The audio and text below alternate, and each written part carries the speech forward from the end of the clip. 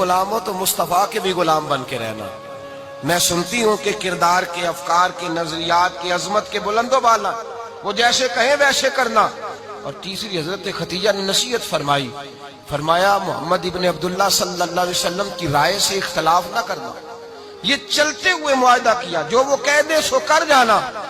غلام کہتے ہیں میں ساتھ گیا، باتیں میں نے سن لی، لیکن جب سفر شروع ہوا نا، ابھی چند منزلیں طے ہوئی تھی، میں نے کہا خدیجہ آپ نے کیا نصیحت کرنی تھی، ان کے ساتھ جو رہے گا وہ ان کا غلام ہی بن جائے گا، ان کے ساتھ جو رہے گا تو اجے میرا محبوب نہیں ڈٹھا جن ویک کے چن شرماوے، جے رکھے ہاتھ پھلاں وچ ہاتھ نال پھلا رل جاوے، ادھی راتی چن چڑھ جاندے جدوں جلوہ فرماوے۔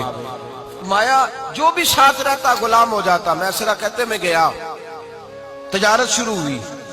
کہتے ہیں نبی پاک صلی اللہ علیہ وسلم جب منڈی میں پہنچے تو لوگ قسمیں اٹھا اٹھا کے مال بیچ رہے تھے۔ اللہ کے محبوب جب گئے نا تجارت کرنے، تو ایک آدمی کہنے لگا چلو معاذ اللہ بتوں کے نام تھے لات و منات، کہنے لگا لات کی، عزا کی، منات کی قسم اٹھاؤ۔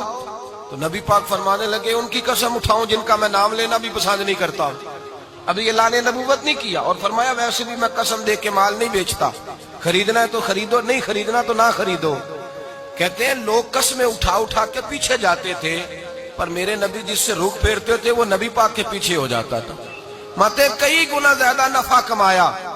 ہم رستے میں تھے، حضور ایک درخت کے نیچے آرام کرنے لگے، ایک عیسائی راہب غار میں بیٹھا تھا، نکل کے آ گیا، مجھ سے کہنے لگا مجھے وہ جانتا تھا۔ میں سنا یہ کس کو ساتھ لائے، یہ کون ہے؟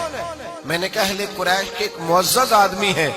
کہنے لگے یار جس درخت کے نیچے یہ لیٹے ہوئے ہیں یہاں عام آدمی نہیں لیٹ سکتا، یہاں وہی لیٹے گا جو اللہ کا سچا رسول ہوگا، یہاں دوسرا کوئی لیٹ ہی نہیں سکا، یہ رسول ہے، ان کا خیال رکھنا، خیال رکھنا۔ کاش میں اس وقت تک زندہ رہوں جب یہ نبوت کا اعلان کریں۔ میں سرا کہتے ہیں میں غلام ہو گیا، نبی پاک صلی اللہ علیہ وسلم کی ادائیں مجھے بھانے لگی۔ جب واپسی پہ نکلے تو گرمی بڑی شدید تھی۔